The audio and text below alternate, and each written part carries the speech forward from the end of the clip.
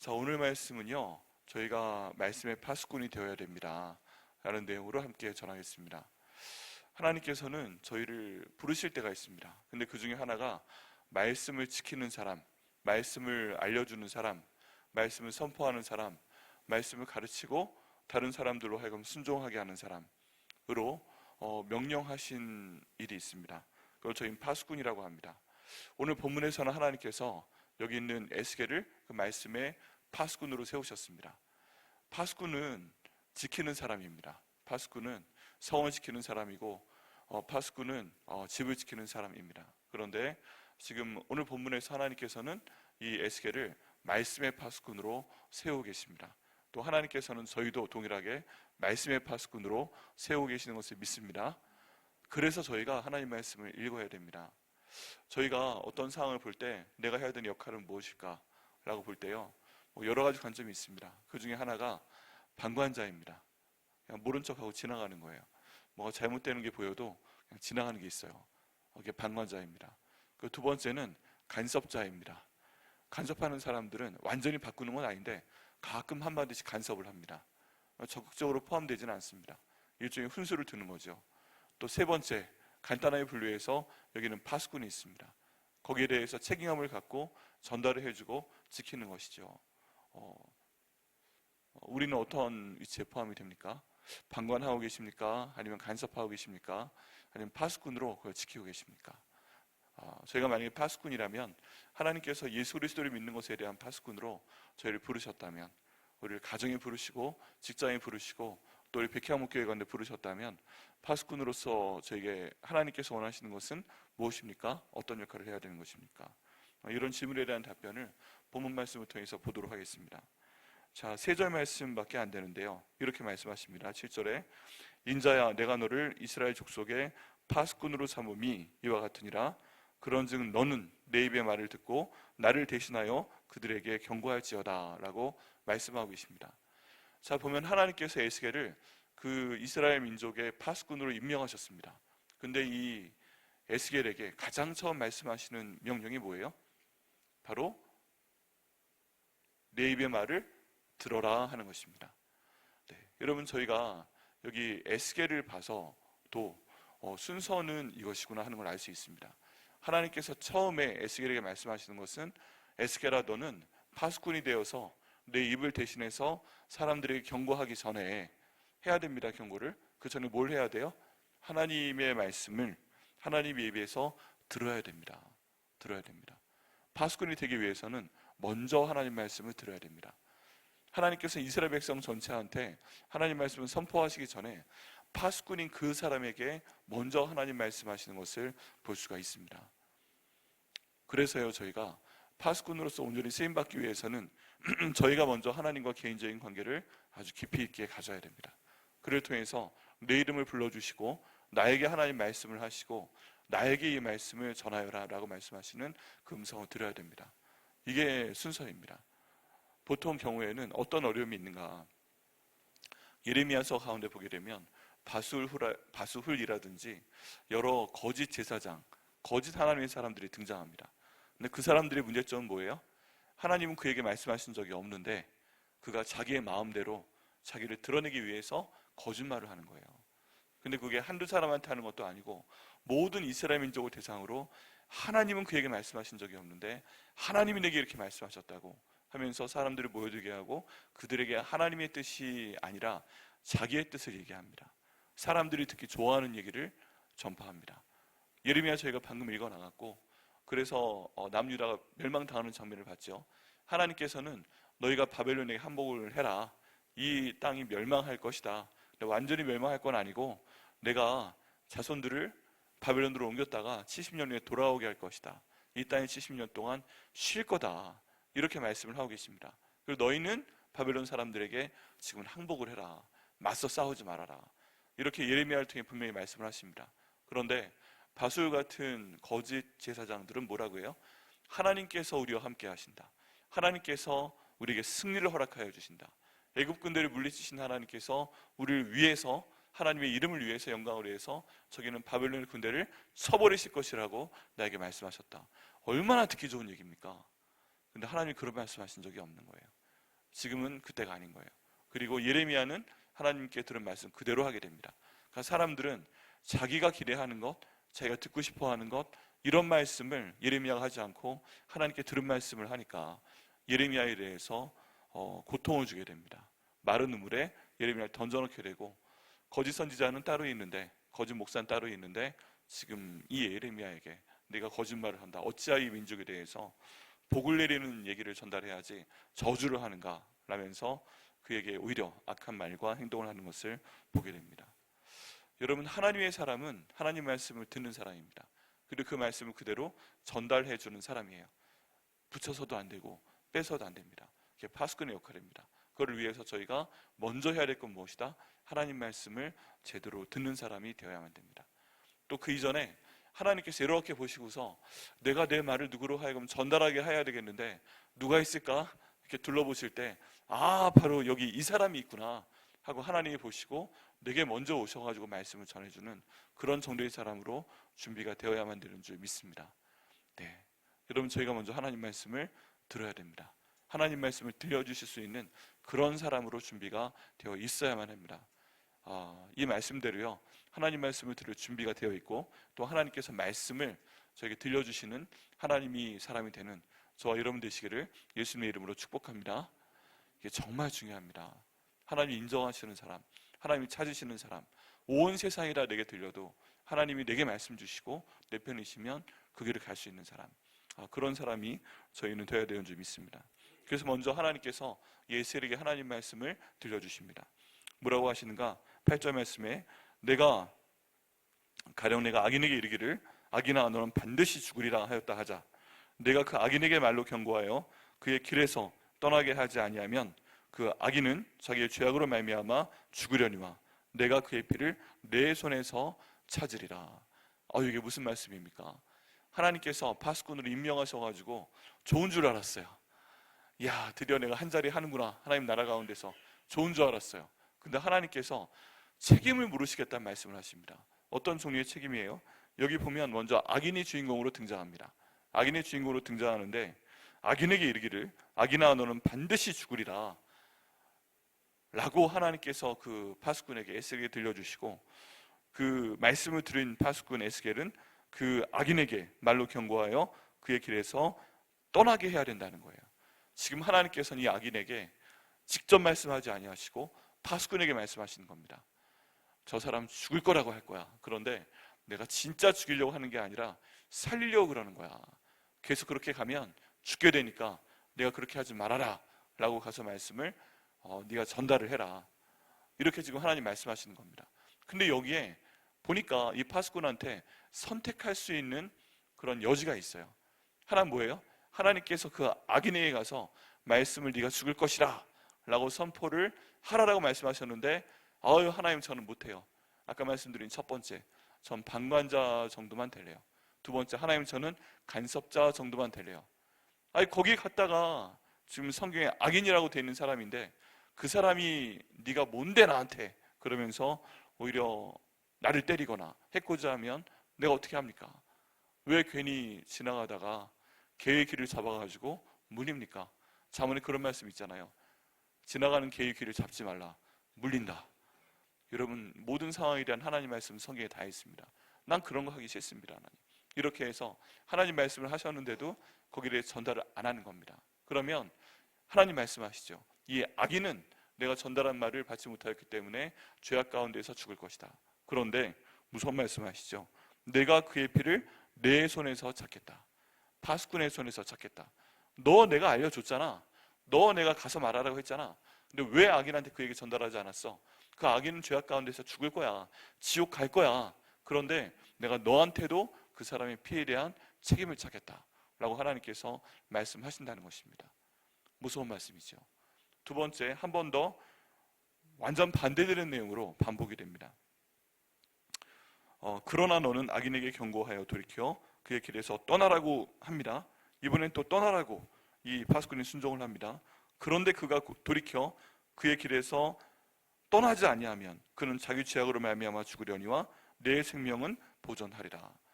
네, 이번엔 다른 케이스인데요. 순종을 했습니다. 하나님 말씀을 듣고 전달을 했습니다. 그런데 들은 그 악인이 순종하고서 돌이켰으면 괜찮은데 말을 했어요. 근데 악인이기 때문에 하나님 말씀에 불순종을 해서 또 죄악 가운데서 죽습니다. 그런데 이번에는 하나님께서 이 파수꾼의 생명을 보존하신다라고 말씀하십니다. 아까 만약에 그렇게 해서 전달하지 않아서 방관을 했기 때문에 악인이 죄악 가운데서 죽으면 그 피를 내 손에서 찾겠다 하는 내용은 무슨 얘기냐? 내가 너도 죽이겠다 하는 내용이에요. 근데 이번에는 말씀을 전했는데 만약에 이 악인이 듣지 아니하면 그 악인은 그대로 죽겠지만 내가 너는 살려주겠다 하고 말씀을 하고 계시는 겁니다. 여러분 여기 보면요, 파수꾼의 그 역할 굉장히 중요하고 영광스러운 거죠. 근데 그 다음 단계를 보니까 두려운 게 있어요. 그게 누구예요? 선한 사람에게 하나님 말씀을 전하라고 하면 얼마나 좋아요. 대접받고 멋있고. 다윗이 밧세바와 그 사고를 쳤을 때 하나님이 나단 선지자를 보내서 다윗에게 보냅니다. 그리고 그 내용을 양의 비유를 통해서 하게 합니다. 그때 다윗이 그 말을 알아듣고서 하나님께 회개하고 밤새 눈물을 흘리고 하나님께 돌아옵니다. 그리고 나단 선지자를 높게 대접을 합니다. 그러면요, 여기 파수꾼의 역할을 수행한 나단 선지자는 좋아요. 그럼 얼마나 좋아요. 나단 선지자가 그 이전에는 이름도 없어요. 근데 하나님이 그를 택해서 하나님 말씀을 전해라 라고 여기 파수꾼 역할을 맡기셨는데, 아무도 잘 모르던, 성경 가운데 등장하지 않던 나단이 갑자기 성경으로 확 등장을 해버립니다. 그리고 왕에게 조언하는 목사가 되는 거예요. 그럼 또 얼마나 멋있어요. 왕이 나단 선지자 오셨습니까? 대접하고, 선지자가 오면 일어나고 식사 같이 하시죠. 왕의 식탁에서 같이 밥 먹여주고, 나단이 얘기하면 하나님 말씀인가 하고 듣고. 그러다 보니까요, 나중에 솔로몬을 그 왕으로 세울 때도 나단 선지자가 관여를 하게 됩니다. 하나님이 사용을 하십니다. 또 그렇게 쓰임받는 경우도 있어요. 이렇게 말을 하면 듣는 사람에게 보냄을 받으면 또 얼마나 좋아요. 파수꾼이 멋있는 것 같고 하나님이 잘 나가게 하시는 것 같고 그렇습니다. 그런데 반대된 경우도 굉장히 많아요. 하나님께서 사무엘을 사울에게 보내셨는데 이 사울은 그 사무엘을 인정하지 않고 사무엘 하는 말은 다 듣지 않고 족족 어겨버립니다. 그러니까 사무엘이 밤새 그 사울을 위해서 하나님께 울부짖었다는 표현이 나오게 됩니다.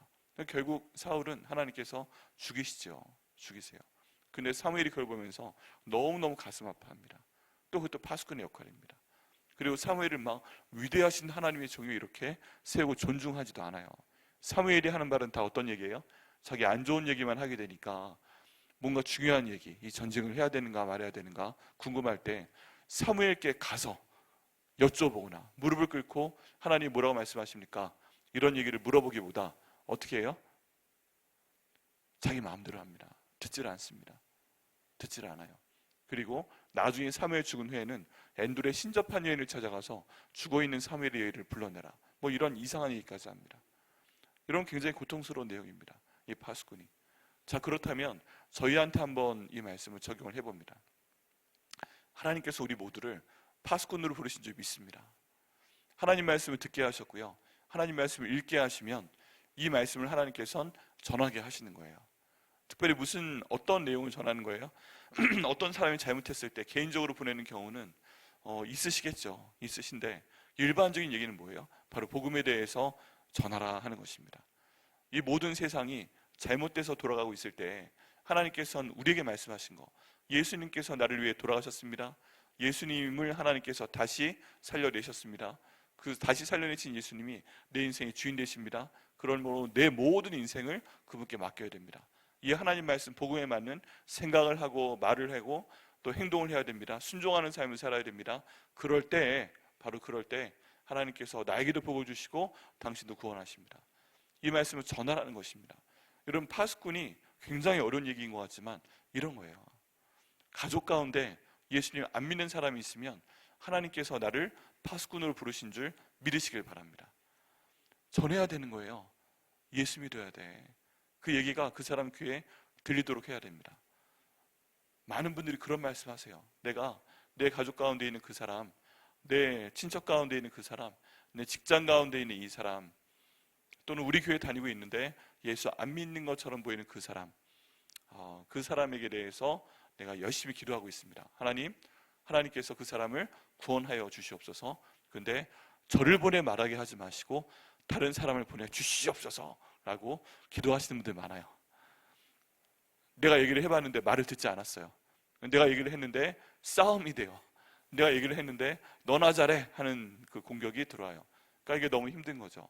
그러다 보니까 한 번, 두 번 얘기해보다가 파수꾼으로 맡기신 내 사명을 이제 옆에 덮어두고 하나님께서 원하시면 다른 사람을 좀 보내주세요 하고 그 다음 단계는 뭘로 들어가요? 방관자나 간섭자 역할로 들어가게 됩니다. 여러분, 하나님께서는 그거 기뻐하지 않으세요.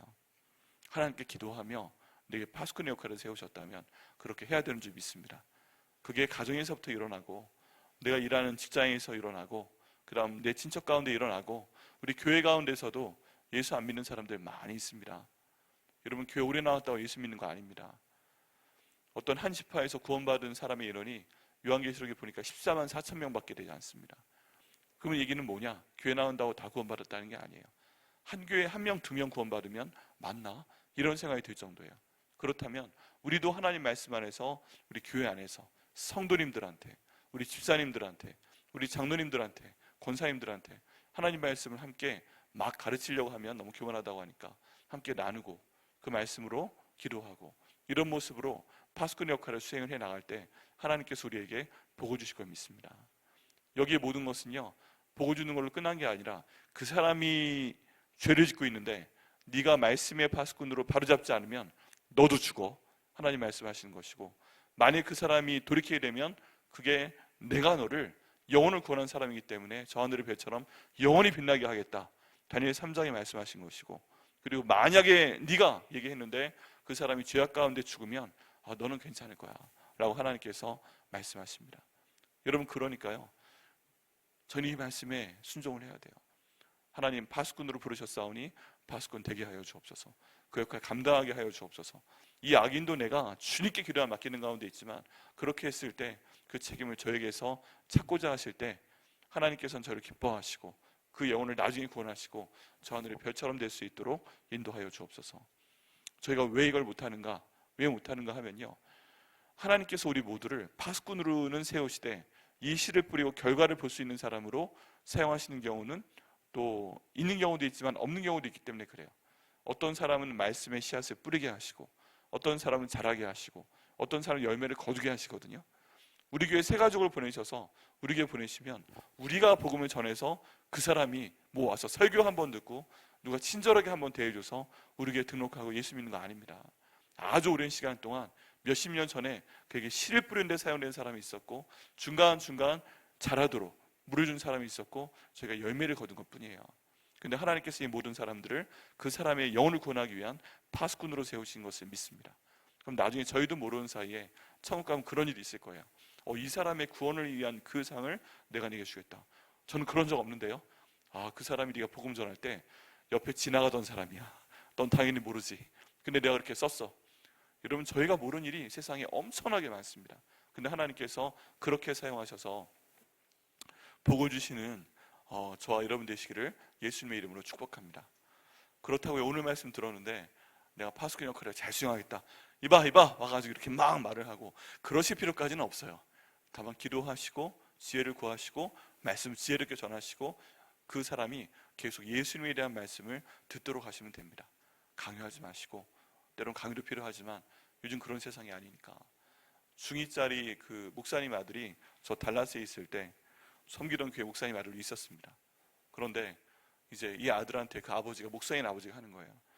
야, 이번에 저기 너 수련회 가 라고 얘기했더니 이 중2짜리 아들이, 아빠, 요즘엔 독립적인 시대인데 설마 나한테 지금 이거 하라고 강요한 거예요? 라고 물어봤대요. 설마 아빠 그럴 리 없지? 내가 존중하잖아요 라고 얘기하면서 마치 그걸 시키면은 되게 이상한 사람인 것처럼, 어떻게 그럴 수 있냐는 식으로, 설마 아빠 그런 일이 없죠 하고 얘기를 해서 너무 놀랐다는 거죠. 아빠 그런 얘기 못해? 수련회 가라고? 목사의 아들한테? 근데 아빠 설마, 난 독립적인 존재예요. 어렸을 때부터 그랬잖아. 독립적인 존재가 되라고. 그 다음에 어떻게 했다는 얘기는 안 했어요, 설교할 때. 근데 가끔 그 생각이 들어요. 우리가 요즘 애들을 존중을 한다고 결혼하기 전에, 애들이 성년돼서 떠나가기 전에 그 애를 존중한다고 그 애 생각대로 해주고. 여러분, 이거 성경적 아닙니다. 성경에 결혼 이전, 특별히 성인이 되기 전, 이스라엘에서는 14세에서 16세, 우리나라로 18세가 되기 전까지는 부모의 권세 안에 있기 때문에 이한테 명령하고 말할 수 있는 권세가 부모에게 있어요.